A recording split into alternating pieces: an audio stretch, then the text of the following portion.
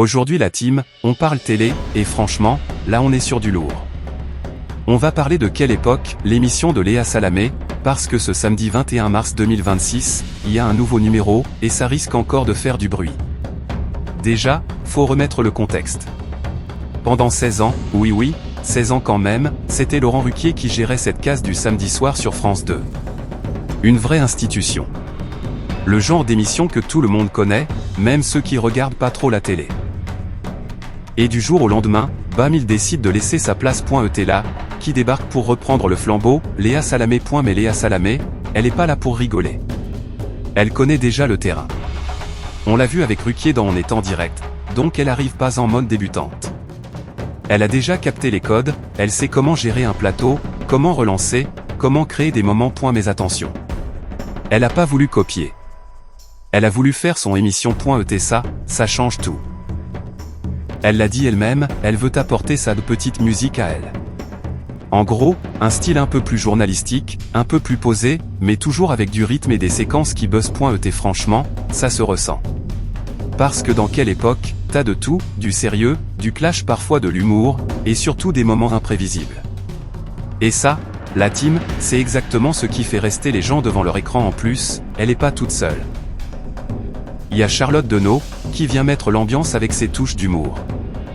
Et surtout Paul de Saint-Cernin, lui, c'est simple, il balance des punchlines comme des missiles. Parfois ça pique, parfois ça fait rire, mais dans tous les cas, ça marque. Mais derrière tout ça, faut pas croire, Léa Salamé, elle ressent une grosse pression. Elle l'a dit clairement, cette émission, c'est pas juste un talk show comme les autres. C'est une case culte. Une responsabilité. Un truc où tu peux pas venir à moitié. Elle parle même de responsabilité citoyenne en mode. Faut bien faire les choses, faut poser les bonnes questions, faut être à la hauteur.